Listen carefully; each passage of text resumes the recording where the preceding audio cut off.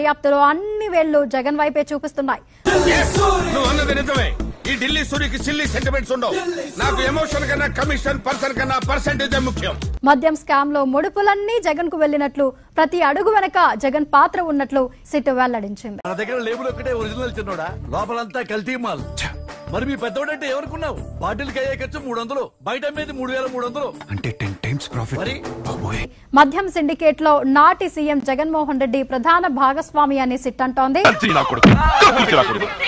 First of all నా కొడుకులారా, తండ్రాస్తి కొడుకు చెందడమే పెద్ద తప్పు.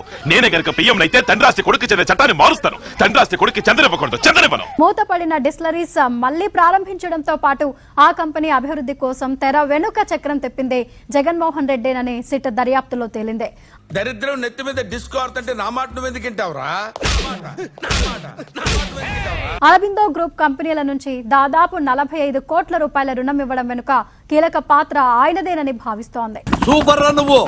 ఊళ్ళో వాళ్ళ డబ్బులతో గాల్లో ఎగురుతున్నావు. మేడం, రెడ్డప్ప 100 కోట్లు ఆస్తి ఉంటది. 100 వేలు కాదు, 1,00,000 కోట్లుంటాయి. ఇక అరబిందో గ్రూప్ కంపెనీకి అప్పు తిరిగి చెల్లించేందుకు ఏఎస్పీవై అగ్రో ఇండస్ట్రీస్ ఖాతా నుంచి నిధులు మళ్లించినట్లు సిట్ దర్యాప్తులో వెల్లడైంది. చూస్తున్నా, అన్ని అబ్జర్వ్ చేస్తున్నా.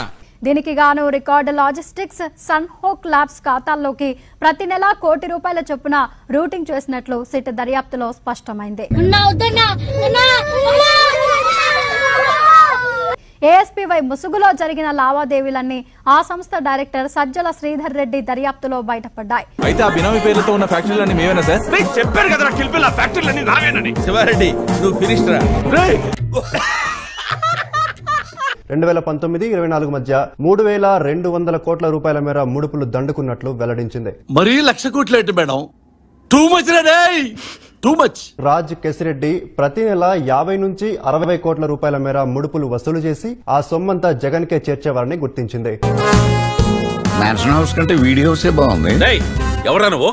ఏం చూస్తున్నా? మ్యాటర్ ఎలా ఓపెన్ చేయాలని ఆలోచిస్తున్నా. మిథున్ రెడ్డి, వాసుదేవరెడ్డి, సత్యప్రసాద్, రాజ్ కసిరెడ్డిలతో తాను ఎక్కడెక్కడ సమావేశమైంది సిట్ అధికారులకు తెలిపారు. ఏంట్రా ఇలా మారిపోయావేంట్రా నువ్వు? ఏంటండి, మొత్తానికి 3,200 కోట్లు ట్రాన్సాక్షన్ చేసి దాన్ని క్యాష్ అంటే బ్లాక్ ను వైట్ గా మార్చేటువంటి ప్రక్రియ. అసలు రోజుకి ఎంత దొంగతనం చేస్తున్నావు? మళ్ళీ దొంగతనం అంటావు? సరే, రోజుకి ఎంత తస్కరిస్తున్నావు? ఒక 3 నుంచి 4 దాకా. అందలా కాదు. క్యాష్ ను వైట్ చేయాలంటే దానికి ఏదో ఒక ప్లాన్ ఆఫ్ స్ట్రక్చర్ చేయాలి కదా. ఆ ప్లాన్ చేసిన దాంట్లో దొరికిపోయినట్లున్నారు కదా మొత్తం.